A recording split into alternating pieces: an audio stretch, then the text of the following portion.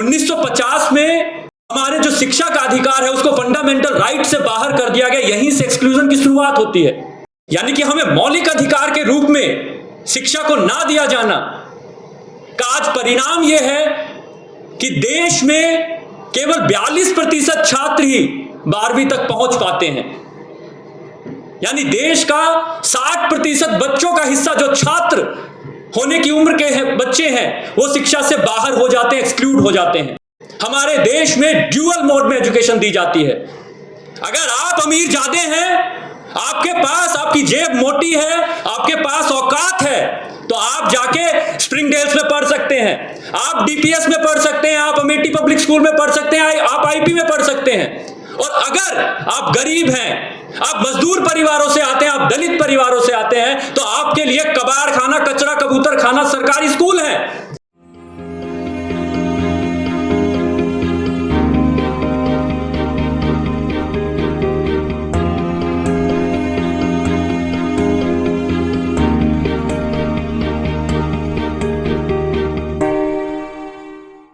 मैं दिनेश हूँ, क्रांतिकारी युवा संगठन से, और सदन में मौजूद सभी साथियों को मैं केवाईएस की ओर से क्रांतिकारी सलाम पेश करता हूँ। साथियों, आज हम एनईपी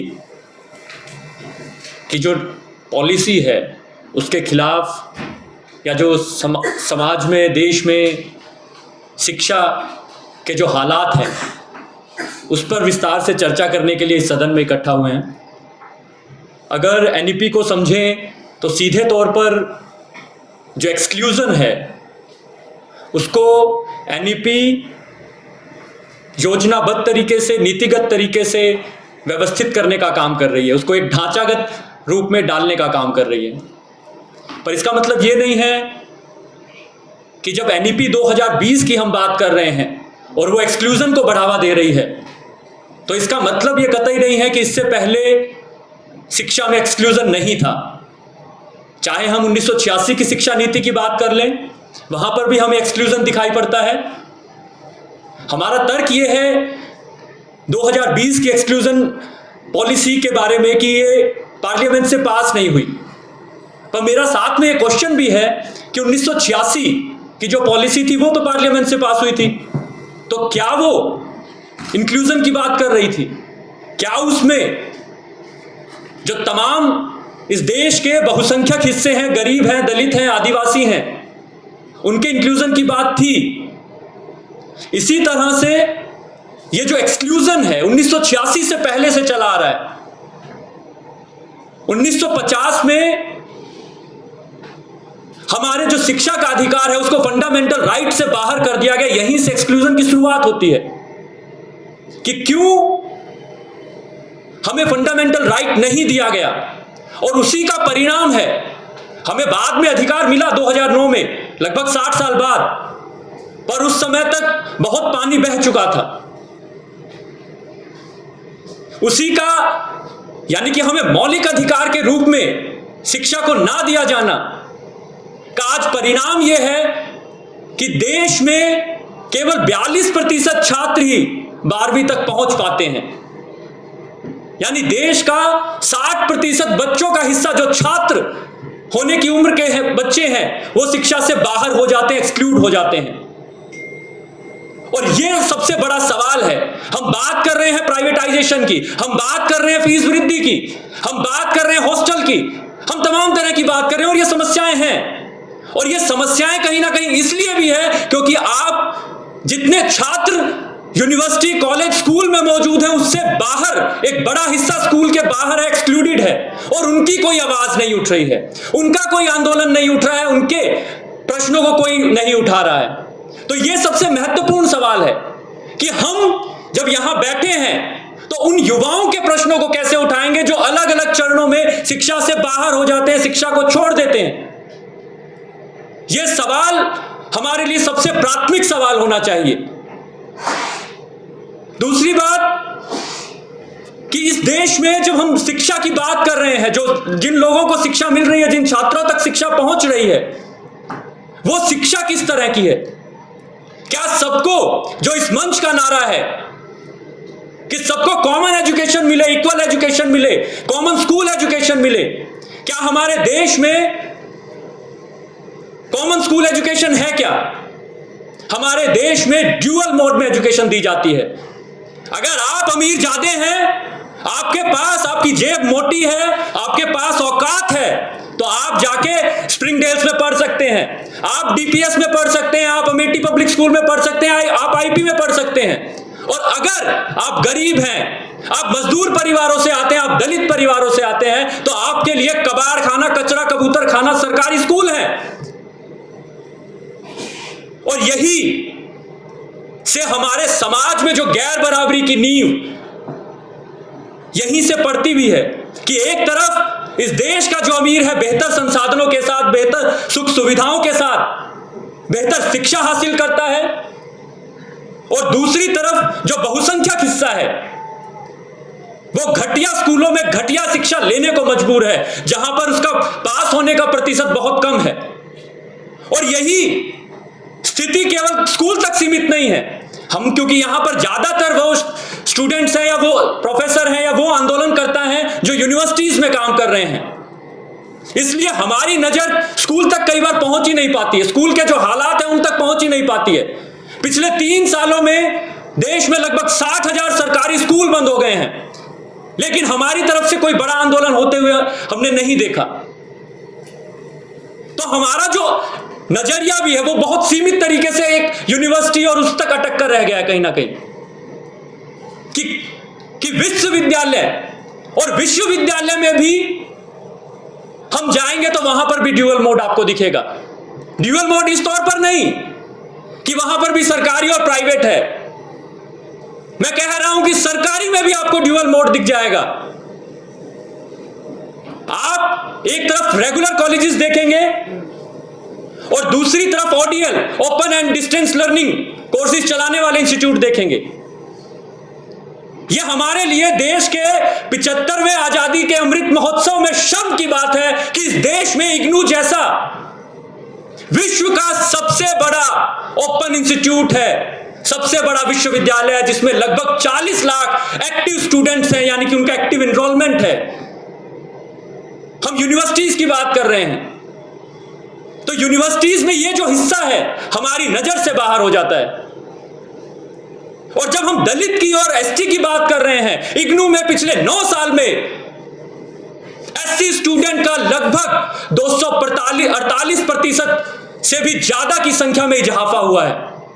और लालच क्या दिया जा रहा है कि इग्नू में दाखिला लीजिए, एसटी स्टूडेंट्स को फ्री दाखिला देंगे। अरे भैया, उनको रेगुलर कॉलेज चाहिए, खैरात नहीं चाहिए, उन्हें शिक्षा का अधिकार चाहिए, उन्हें भीख नहीं चाहिए, उन्हें सिर्फ किताबें नहीं चाहिए, उन्हें भी प्रोफेसर के साथ क्लासरूम में पढ़ने का अधिकार होना चाहिए। जैसे प्रोफेसर रतन लाल कह रहे थे कि शिक्षा केवल क्लासरूम और किताब लेना नहीं है, आप टीचर के साथ डायलॉग करते हैं, आप टीचर के साथ चाय भी पीते हैं, आप टीचर के साथ गपियाते भी हैं। ये शिक्षा है। पर हमें कहा जा रहा है कि आप इग्नू में दाखिला लीजिए, आपको फ्री दाखिला दिया जाएगा। ऐसी शिक्षा लेके हम क्या करेंगे? तो ये जो दोहरापन है शिक्षा में, ये सबसे बड़ा सवाल है। ये जो ड्यूअल मोड है, ये सबसे बड़ा सवाल है। और ये दोहरापन मैं नहीं मानता कि केवल शिक्षा में है, मैं ये भी मानता हूं कि ये दोहरापन हमारे इस आंदोलन में भी है। हम जब यहां पर प्राइवेटाइजेशन का विरोध कर रहे हैं, तो हम कहीं ना कहीं उस प्राइवेटाइजेशन से हमें जो पर्सनली फायदा होता है उसको लेने को भी हम तैयार हैं। जैसे कि प्रोफेसर्स का बच्चे यहां पे आके, प्रोफेसर्स यहां आकर भाषण देंगे, या यहां पे सामाजिक कार्यकर्ता आकर भाषण देंगे कि प्राइवेटाइजेशन बंद होना चाहिए एजुकेशन का, पर उनके बच्चे प्राइवेट स्कूलों में अगर जा रहे हैं तो उसे क्या कहा जाएगा? हम एक तरफ विरोध कर रहे हैं, दूसरी तरफ हम उसका क्रेता भी हैं, उसके उपभोक्ता भी हैं। यह सबसे बड़ा दोहरापन है। जब हम कह रहे हैं कि बीजेपी प्राइवेटाइजेशन ला रही है, तो केरल गवर्नमेंट जब प्राइवेटाइजेशन ला रही है तो उसके खिलाफ हम चुप क्यों हैं? यह हमारा सवाल है, यह हमारा दोहरापन है।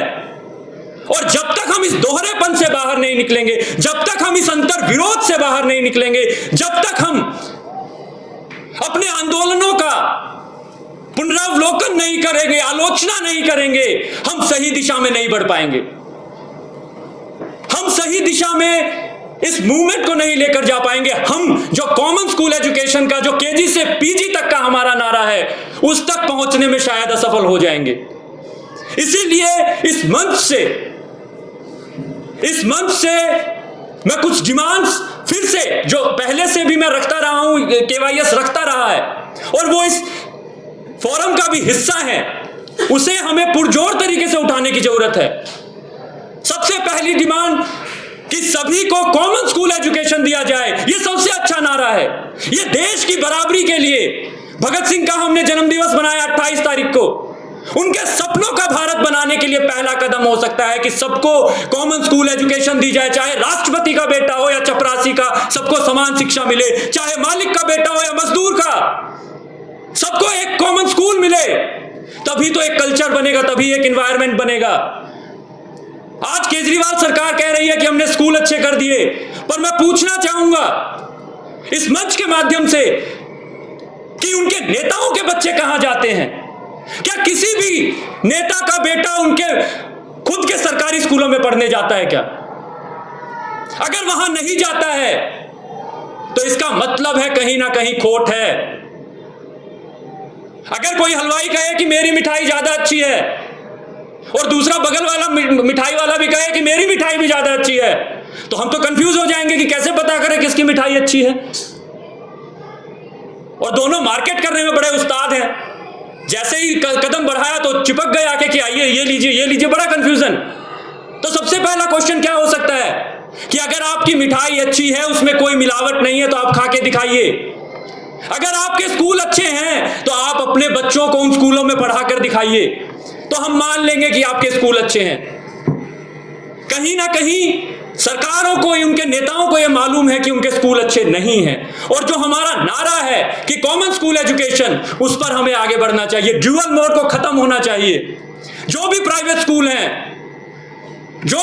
स्कूल हैं उनका राष्ट्रीयकरण किया जाना चाहिए। यह हमारा यहां से नारा है, यह हमारी यहां से डिमांड है।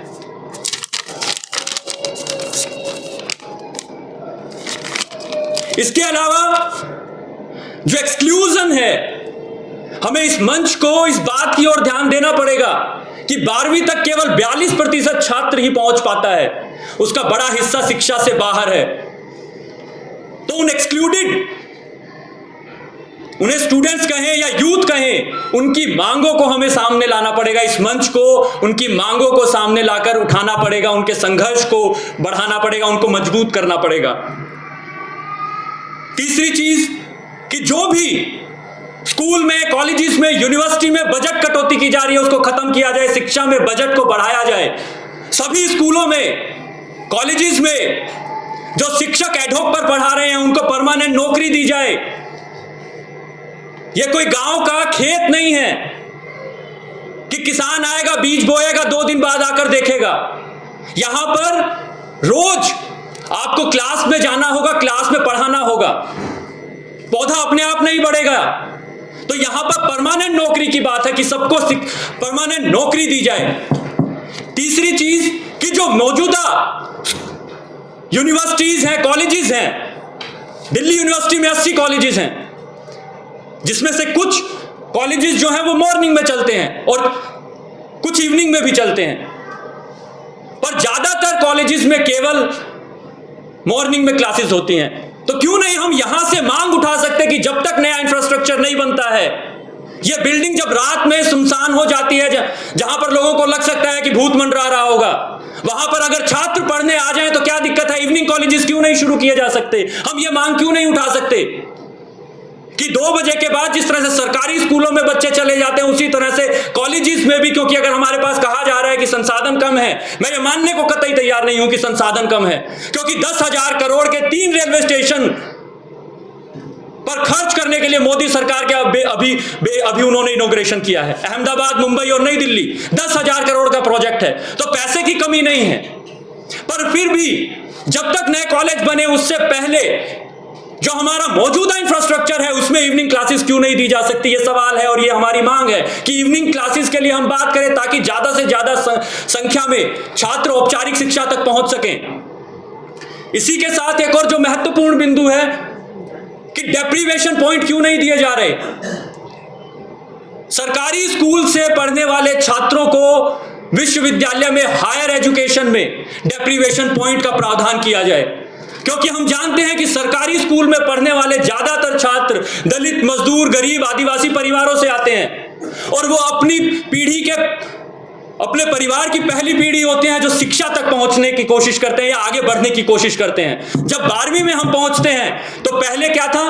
पहले था कट ऑफ, और उसको हम देशी भाषा में कहें तो कट ले, कि कट ले बेटा, कट ले, हो गया तेरा, अब तू मत पढ़, 12वीं तक पढ़ लिया ना सरकार की खैरात पे, अब ठीक है, अब आगे मत पढ़। तो यानी, हाँ मैं खत्म ही कर रहा हूं, मांग अपनी पढ़ रहा हूं। तो यानी कि जो सरकारी स्कूल से डिप्राइव सेक्शन का जो बच्चा आता है उसको डेप्रीवेशन पॉइंट यूनिवर्सिटीज में दिए जाएं, कम से कम 20% डेप्रीवेशन पॉइंट उनको यूनिवर्सिटी में, विश्वविद्यालय में दिए जाएं। ये हमारी इस मंच से मांग है।